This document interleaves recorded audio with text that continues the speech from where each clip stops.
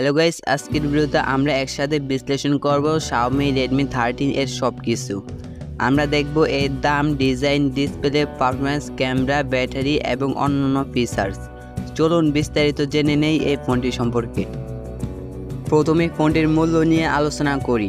Xiaomi Redmi 13 এর দুটি variant রয়েছে। 6GB RAM plus 128GB storage এই ভেরিয়েন্টের দাম রাখা হয়েছে 17,999 টাকা। 8GB RAM plus 128GB storage এই ভেরিয়েন্টের দাম রাখা হয়েছে 19,999 টাকা। ফোনটির দাম বাজারের অন্যান্য বাজেট ফোনের তুলনায় প্রতিযোগিতামূলক এবং এটির ফিচার অনুযায়ী বেশ যুক্তিসঙ্গত। ডিজাইন এবং বিল্ড কোয়ালিটি হলো ফোনটির প্রথম এবং গুরুত্বপূর্ণ দিক। Redmi 13 এর ডিজাইন খুবই আধুনিক এবং প্রিমিয়াম। এতে রয়েছে গ্লাস ফ্রন্ট এবং প্লাস্টিক ব্যাগ। ফোনটির গ্লাস ফ্রন্ট অংশটি কর্নার গরিলা গ্লাস দ্বারা সুরক্ষিত, যা স্ক্র্যাচ থেকে রক্ষা করে। ফোনটির থিকনেস হলো 8.3 মিলিমিটার এবং ওজন 205 গ্রাম, যা হাতে ধারণ করতে আরামদায়ক। প্লাস্টিক ফ্রেম ফোনটির মসৃণতার সাথে ভালোভাবে মানিয়ে যায় এবং বাজেট ফ্রেন্ডলি ফোন হিসেবে যথেষ্ট ভালো। ডিসপ্লে হলো ফোনটির একটি গুরুত্বপূর্ণ অংশ এবং Redmi 13 এখানে একটি ভালো ডিসপ্লে অফার করে।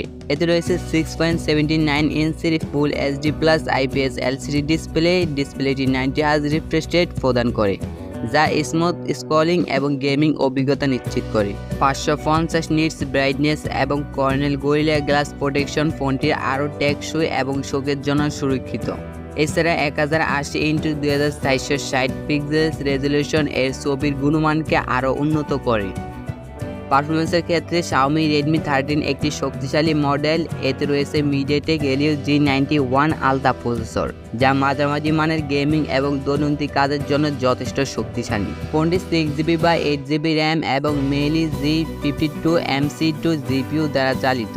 Android 14 এবং MIUI 14 দিয়ে ফোনটি পরিচালিত হয়, যা ব্যবহারকারীকে একটি মোশন এবং ইন্টারঅ্যাক্টিভ অভিজ্ঞতা প্রদান করে। ক্যামেরার দিকে তাকালে Redmi 13 একটি দুর্দান্ত ক্যামেরা সিস্টেম অফার করে। পিছনে রয়েছে 108 মেগাপিক্সেল প্রধান ক্যামেরা এবং 2 মেগাপিক্সেল মাইক্রো লেন্স, যা উচ্চ রেজলিউশনের ছবি তোলার জন্য ক্ষমতা রাখে। ফ্রন্ট ক্যামেরাটি 13 মেগাপিক্সেল এবং HDR ফিচার সহ আসে, যা ভালো সেলফি এবং ভিডিও কলিং নিশ্চিত করে। ভিডিও রেকর্ডিংয়ের জন্য এটি 1080 পিক্সেলস এবং 30 fps সমর্থন করে। ব্যাটারির দিকে তাকালে Redmi 13 একটি 5030 mAh ব্যাটারি দ্বারা চালিত।